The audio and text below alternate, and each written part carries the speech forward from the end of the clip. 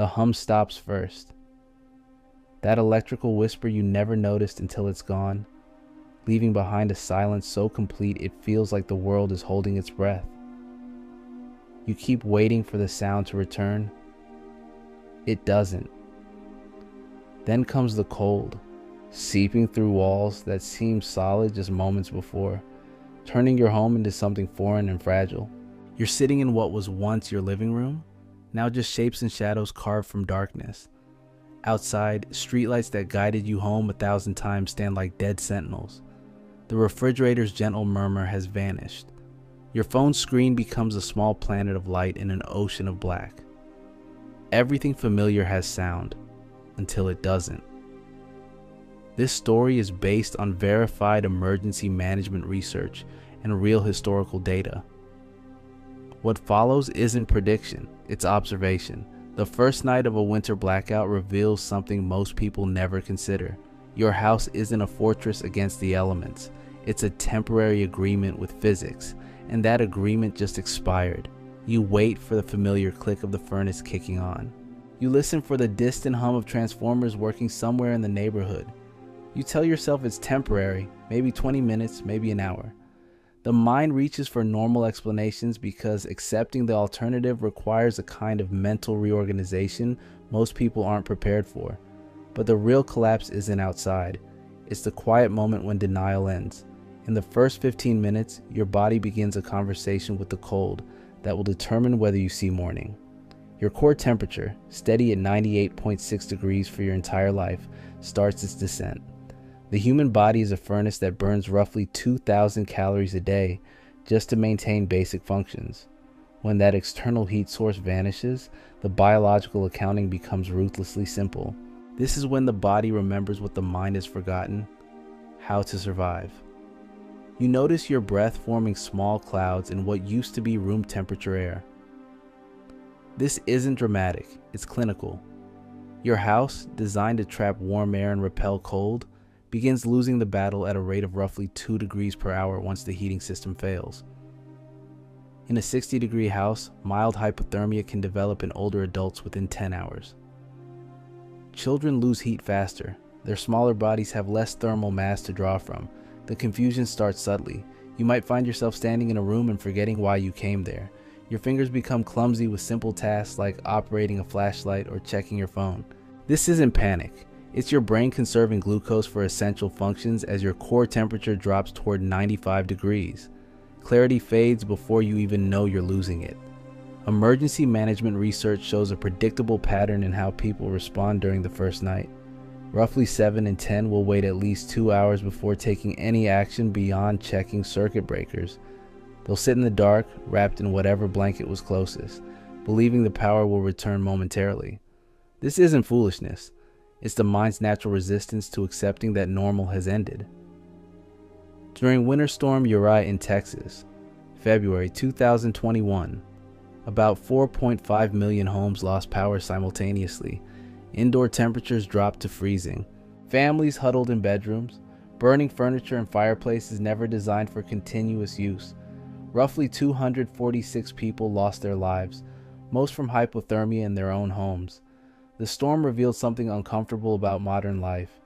We've built systems so efficient, so reliable, that when they fail, we're left holding knowledge our ancestors would consider dangerously incomplete.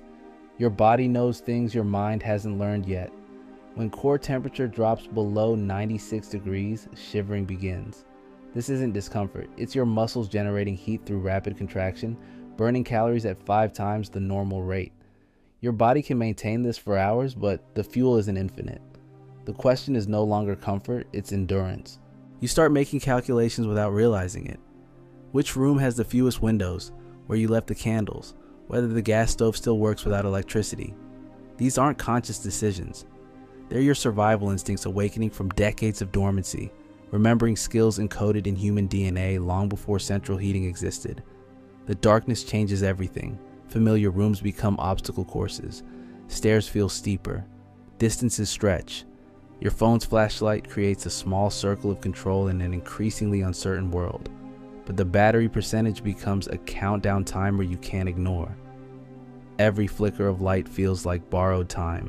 By hour 3, if you haven't acted, the cold begins winning. Your extremities ache with a deep, bone-level pain. Your thinking slows. Simple decisions, whether to light a candle or put on another sweater, require effort that feels disproportionate. This is hypothermia's quiet invasion, stealing clarity 1 degree at a time. But here's what emergency research reveals about human adaptation. The families who survive aren't necessarily the most prepared. They're the ones who accept the new reality fastest. They stop waiting for rescue and start creating solutions. They gather in one room. They layer clothing. They use body heat as a shared resource rather than trying to heat an entire house. Awareness, not equipment, becomes the true survival tool. The first night teaches a lesson about modern vulnerability that most people never consider until they're living it. Your home's heating system represents thousands of years of human innovation compressed into a single point of failure. When that fails, you're left with the same tools your ancestors used: your body's ability to generate heat, your mind's capacity to problem solve, your willingness to adapt to circumstances beyond your control. What part of you remains when everything familiar disappears? The question hovers in the darkness like your own breath made visible. What reveals itself in those first hours isn't what you expected. The neighbors you've nodded to for years become distant lights behind curtained windows. Some disappear entirely, peer. Others burn too bright. Their house is blazing with candles and flashlights in a desperate assertion that normal still exists. You realize you're watching a neighborhood conduct an experiment in scarcity.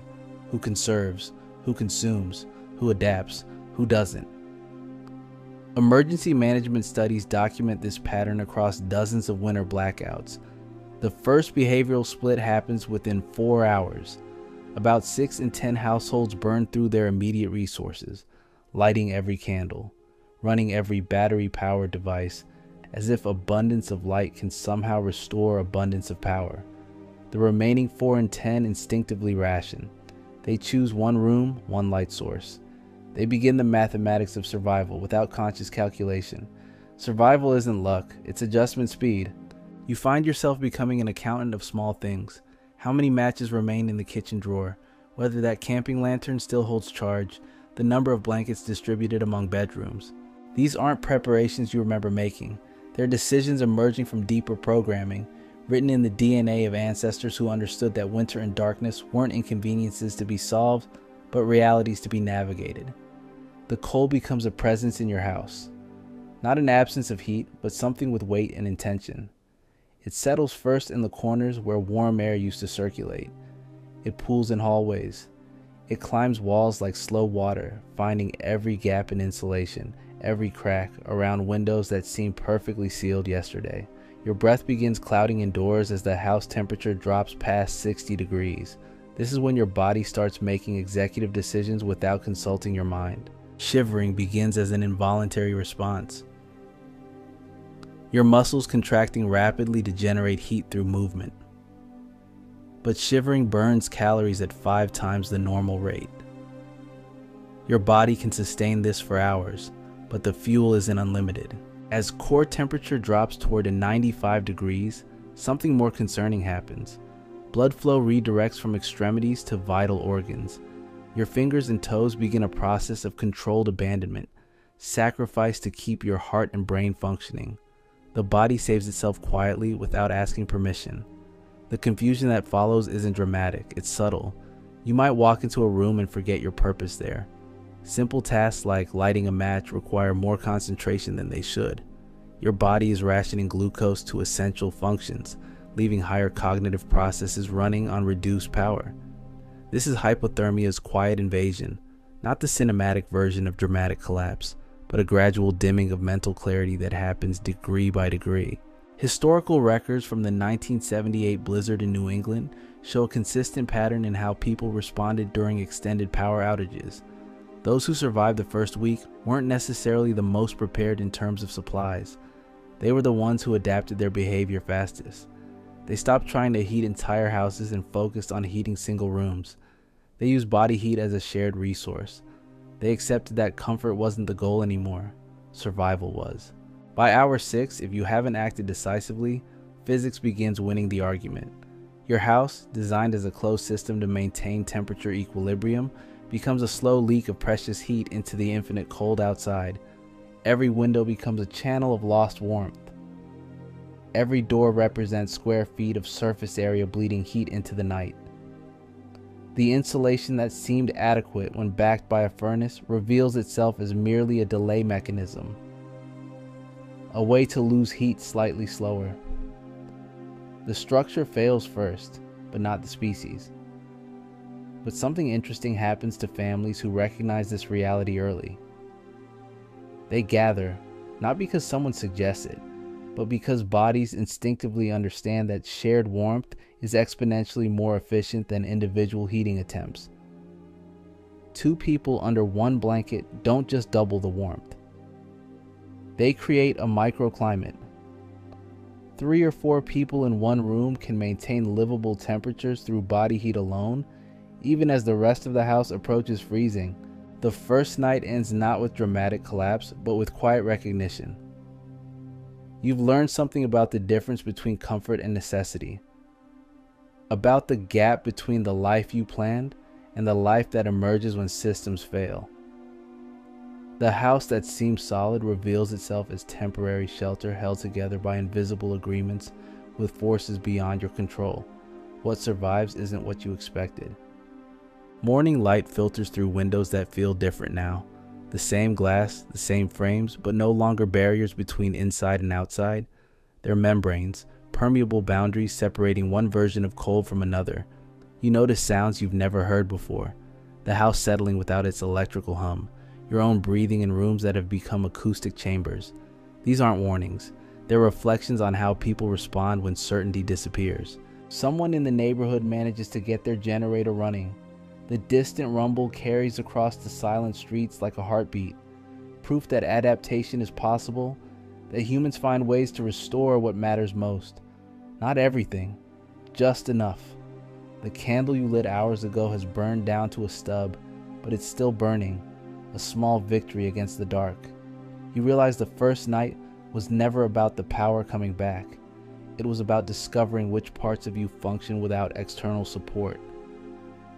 Your body's ability to generate heat, your mind's capacity to solve problems with limited resources, your willingness to prioritize survival over comfort.